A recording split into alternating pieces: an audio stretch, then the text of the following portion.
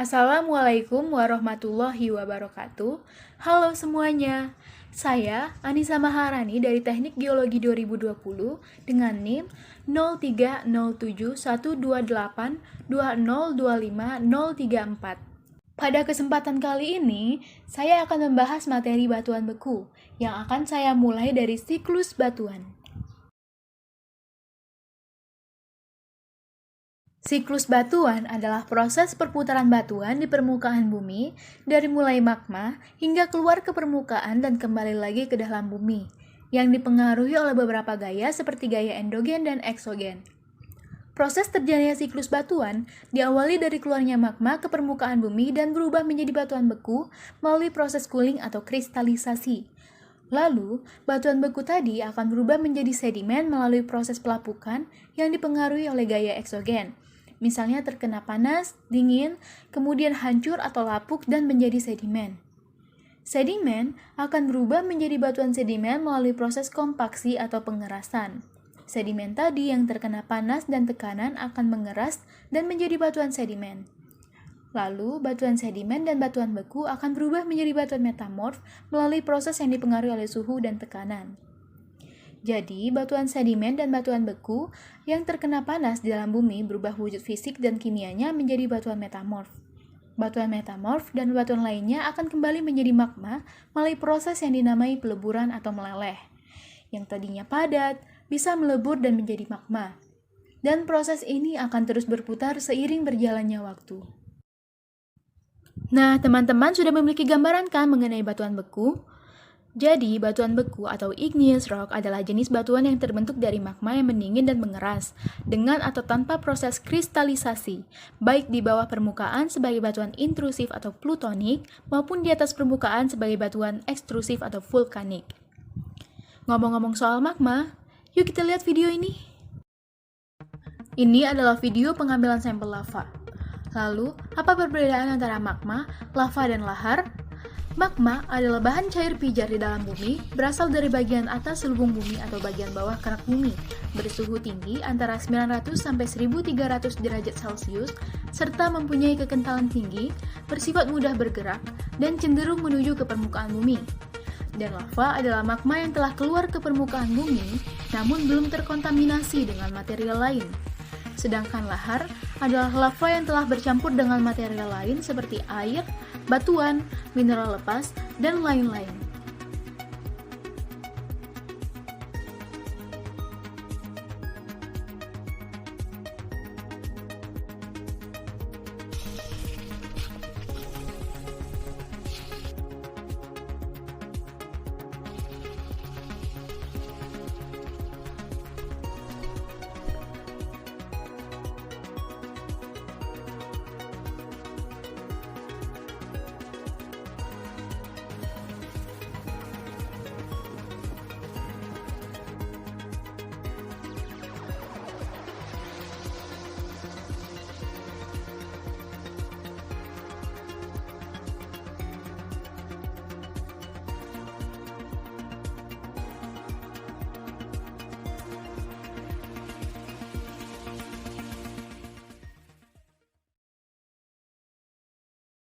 Untuk mengidentifikasi batuan beku, terdapat 7 poin yang harus kita ketahui, yaitu jenis batuan, warna, tekstur, struktur, komposisi mineral, nama batuan, dan juga ganesa.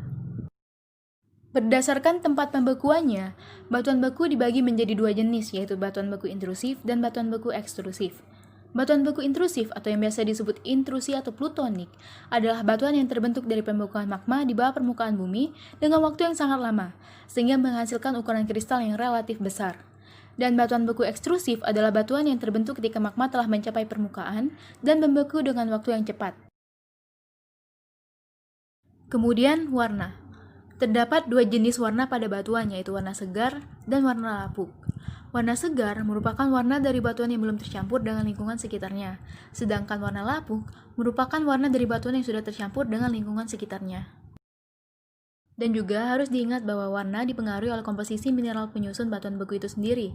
Apabila terjadi pencampuran antara mineral berwarna gelap dengan mineral berwarna terang, maka warna batuan beku dapat hitam berbintik-bintik putih, abu-abu berbercak putih, atau putih berbercak hitam. tergantung warna mineral mana yang dominan dan mana yang kurang dominan. Tekstur pada batuan beku dibagi menjadi 4, yaitu derajat kristalisasi, granularitas, bentuk kristal, dan relasi. Derajat kristalisasi atau kristalinitas berfungsi untuk menunjukkan berapa banyak yang berbentuk kristal dan yang tidak berbentuk kristal. Selain itu juga dapat mencerminkan kecepatan pembekuan magma. Apabila magma dalam pembekuannya berlangsung lambat, maka kristalnya kasar. Sedangkan jika pembekuannya berlangsung cepat, maka kristalnya akan halus. Akan tetapi, jika pendinginannya berlangsung dengan cepat sekali, maka kristalnya berbentuk amorf. Derajat kristalisasi sendiri dibagi menjadi 3, yaitu holohialin, hipokristalin, dan holokristalin. Granularitas adalah besar butir atau ukuran pada batuan beku. Granularitas dibagi menjadi 3, yaitu afanitik, porfiritik, dan vanerik. Afanitik adalah batuan beku yang berbutir halus dengan besar butirnya kurang dari 1 mm dan tidak dapat dilihat dengan mata telanjang. Dan porfiritik adalah batuan beku yang berbutir sedang dengan besar butirnya 1-5 mm dan dapat dilihat dengan bantuan alat pembesar. Sedangkan vanerik adalah batuan beku yang berbutir kasar dengan besar butirnya lebih dari 5 mm dan dapat dilihat dengan mata telanjang. Kemudian bentuk kristal. Jika ditinjau dari pandangan 2 dimensi, dikenal 3 bentuk kristal, yaitu euhedral, subhedral, dan anhedral. Sedangkan jika ditinjau dari pandangan 3 dimensi, dikenal 4 bentuk kristal, yaitu equidimensional, tabular, prismatik, dan irregular. Hubungan antar kristal atau mineral yang satu dengan yang lain dalam suatu batuan dibagi menjadi 2. Equigranular yaitu jika secara relatif ukuran kristalnya yang membentuk batuan berukuran sama besar. Dan inequigranular yaitu jika ukuran butir kristalnya sebagai pembentuk batuan tidak sama besar.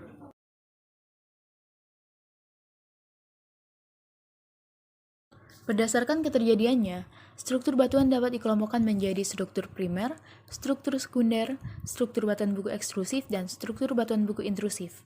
Struktur primer yaitu struktur yang terjadi pada saat proses pembekuan magma, misalnya crossbedding pada batuan sedimen dan kekar akibat cooling joint pada batuan beku. Struktur sekunder yaitu struktur yang terjadi kemudian setelah batuan terbentuk akibat adanya proses deformasi atau tektonik, misalnya fold, fault, and joint.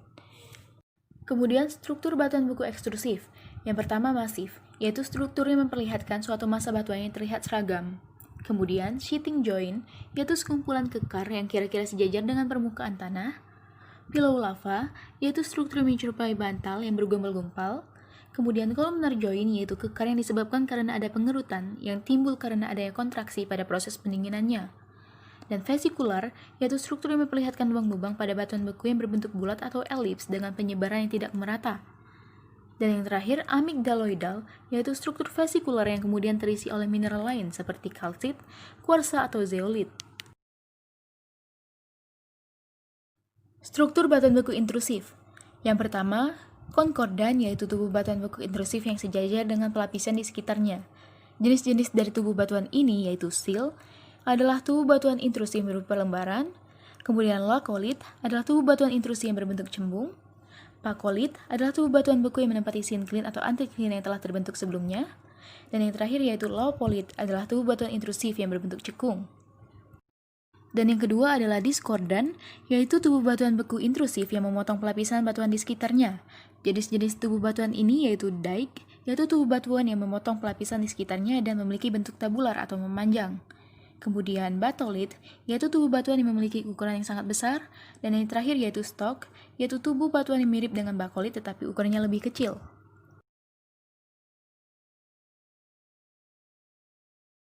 Dan ini adalah gambar dari jenis-jenis tubuh batuan tersebut.